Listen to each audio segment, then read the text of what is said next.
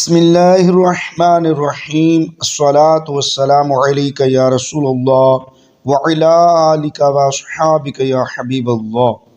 روزے سے متعلق پائی جانے والی 19 غلط فہمیاں اور ان کا ازالہ پارٹ 2۔ غلط فہمی نمبر 7، روزے کی حالت میں مسواک نہیں کی جا سکتی۔ اس غلط فہمی کا درست مسئلہ جو بیان کیا گیا ہے وہ یہ ہے کہ روزے کی حالت میں مسواک کرنا جائز ہے، البتہ یہ خیال رکھنا ضروری ہے کہ مسواک کے ریشے حلق میں نہ جائیں۔ غلط فہمی نمبر 8، جب تک اذان ہوتی رہے سحری میں کھانا پینا جاری رکھا جا سکتا ہے۔ یہ لوگوں میں غلط فہمی پائی جاتی ہے۔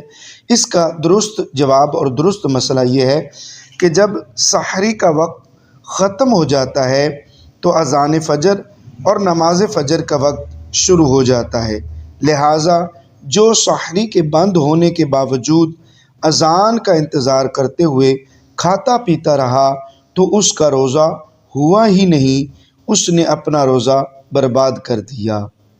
غلط فہمی نمبر 9، چوٹ وغیرہ لگنے پر خون کے نکل آنے یا خون کے ٹیسٹ کروانے کی صورت میں روزہ پر کوئی اثر پڑتا ہے۔ یہ لوگوں میں غلط فہمی پائی جاتی ہے۔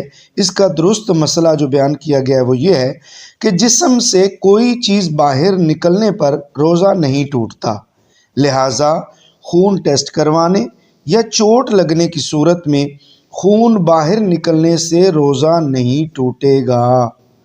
غلط فہمی نمبر 10، روزے کی حالت میں انجیکشن لگوانے سے روزہ ٹوٹ جاتا ہے۔ یہ بہت سارے لوگوں کے ذہنوں میں یہ سوال پایا جاتا ہے اور بڑا اہم مسئلہ ہے انجیکشن لگوانے کے بارے میں۔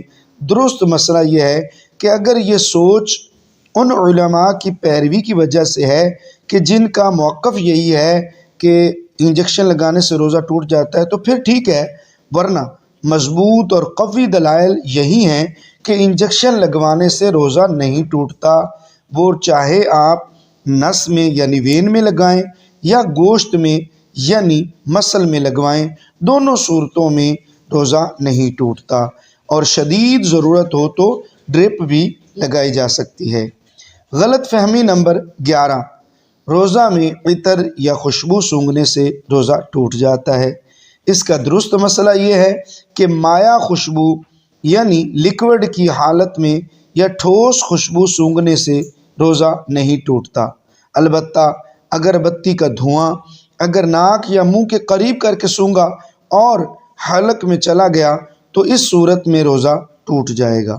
اسی طرح کوئی بھی ایسی دھونی والی خوشبو سونگھی اور دھواں حلق میں چلا گیا تو روزہ ٹوٹ جائے گا۔